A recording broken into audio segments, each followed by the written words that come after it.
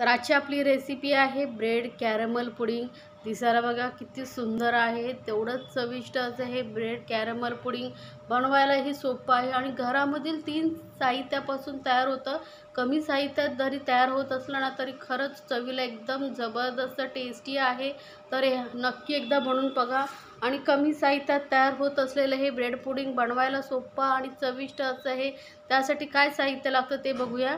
तर इथे मी 6 bread slices घेतलेले आहेत।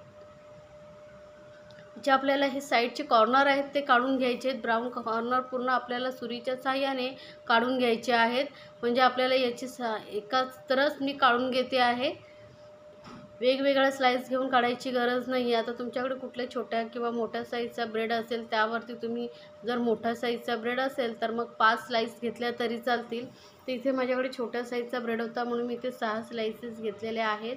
तर 6 स्लाइसचे पूर्ण आपण हे जे कॉर्नर आहेत ते सर्व काढून टाकलेले आहेत। अगदी कुठे थोडंसं राहिलं असेल तरीही काढून टाका, बघून व्यवस्थित चेक करून घ्या। आता हे ब्रेडच्या स्लाइसचे सर्व कॉर्नर मी काढून घेते आहे। तर हे कॉर्नर आपले सर्व काढून झालेले आहेत। तर आता मिक्सर जारमध्ये आपण याचे बारीक बारीक पीसेस करून घालायचे आहेत। तर इथे मी मिक्सर जार घेतला आहे, त्यामध्ये रफली असे तोडून आपल्याला पीसेस करून घालायचे आहेत, कारण आपल्याला याचं एकदम फाईन पावडरसारखं बनवून घ्यायचं आहे ब्रेड क्रम्स।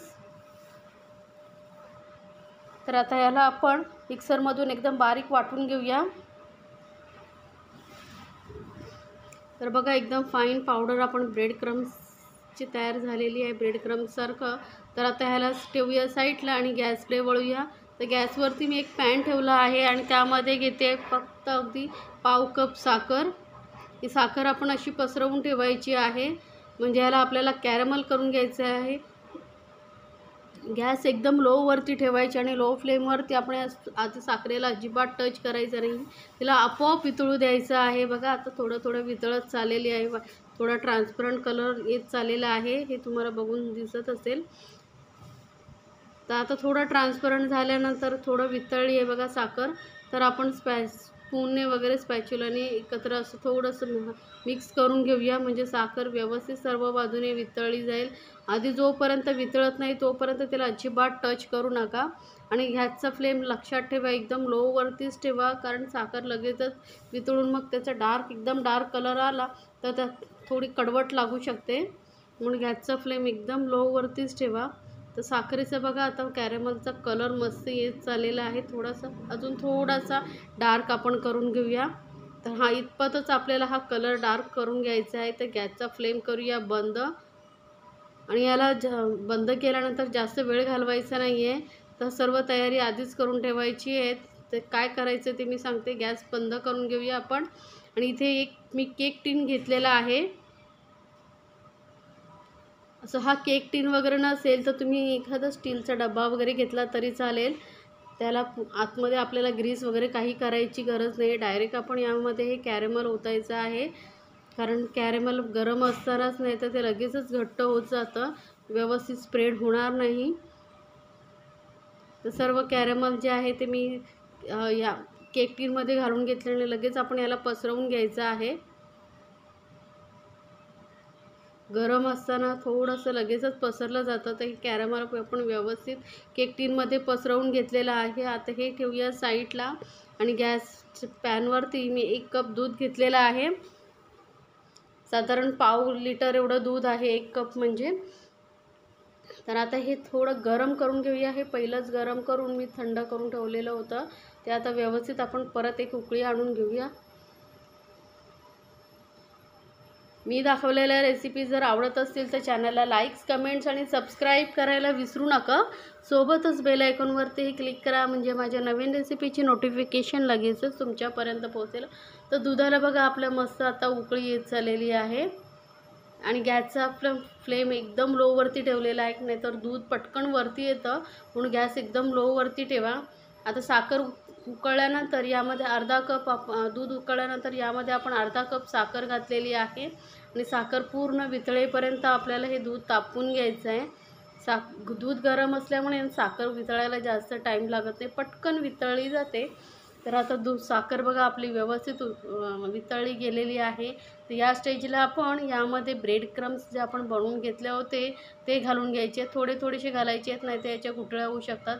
थोडा घाला, मिक्स करा, थोडं असं करत हे जे सर्व ब्रेड क्रम्स आहे ते घालून घ्यायचे आहेत आपल्याला.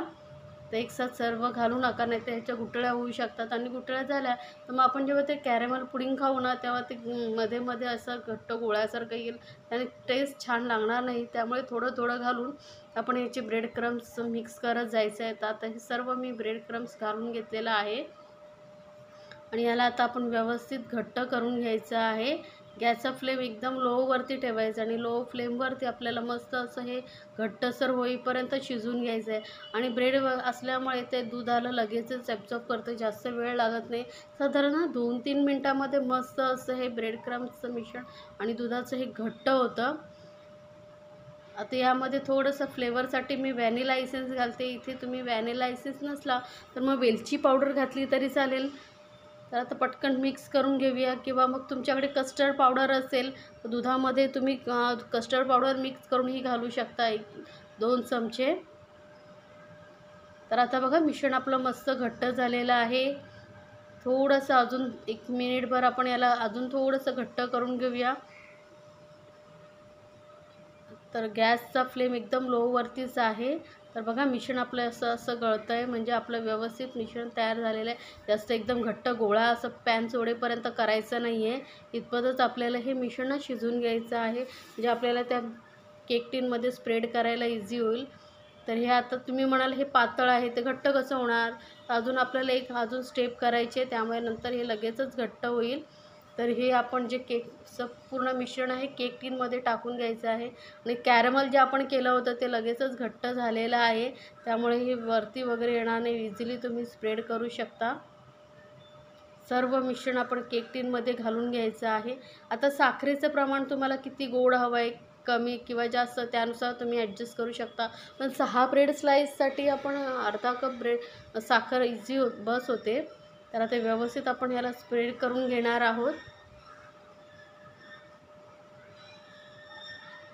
तर हे मिश्रण आपलं व्यवस्थित स्प्रेड झालेलं आहे. हलकंसं आपण याला थोडंसं टॅप करून घेऊया, म्हणजे व्यवस्थित सगळीकडे स्प्रेड होईल. आता गॅसवरती मी एक कढई गरम करत ठेवलेली, त्यामध्ये पाणी गरम करत ठेवलेलं आहे. पाण्यामध्ये आपण एखादी अशी जाळी किंवा स्टँड वगैरे ठेवायचं आहे. आणि त्यानंतर एक छोटीशी लिंबाची फोडी मी घालते, कारण आपला केक टिन ॲल्युमिनियमचा आहे, तो काळा पडू शकतो. तो काळा पडू नये म्हणून हा बघा, हा केक टिन ना मग खालून काळा पडतो, म्हणून ॲल्युमिनियमचं भांडं गरम पाण्यात ठेवल्यामुळे थोडंसं एक छोटीशी लिंबाची फोड टाका आणि वरून प्लेटने कवर करून घ्या, नाहीतर वाफ जी आहे येणार भांड्याला ती त्यामध्ये पडू शकते आणि मग पातळ होईल मिश्रण. आणि झाकून आपल्याला 30-35 मिनटं वाफ, साधारण मध्ये 10-1 मिनिटांनी तुम्ही ओपन करून चेक करून बघा आणि गॅसचा फ्लेम एकदम लोवरती ठेवा. तर आपण आता चेक करून बघूया.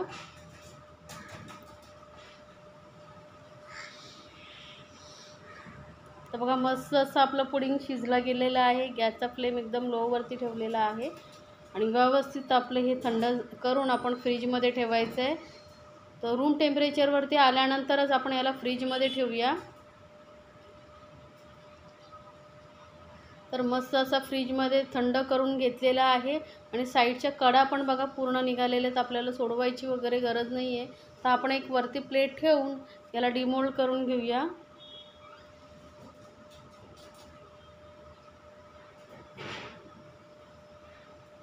बघा आपल्याला कुठेही सुरीने कडा वगैरे सोडवायची गरज पडलेली नाही. तर मस्त परफेक्ट असं हे कॅरमल आपलं पुडिंग तयार झालेलं आहे. ब्रेड कॅरमल पुडिंग खूपच चविष्ट लागतं. तर नक्की बनवून बघा, तुम्हाला आवडेल. ही गोड खाण्याचं काही मन होत असेल तर हे झटपट असं चविष्ट ब्रेड कॅरमल पुडिंग नक्की बनवा आणि मला कमेंट्समध्ये सांगायला विसरू नका तुम्हाला ही रेसिपी कशी वाटली. अशा छान छान रेसिपीसाठी चॅनलला सबस्क्राईब करायला विसरू नका. सोबतच बेल आयकॉनवरतीही क्लिक करा.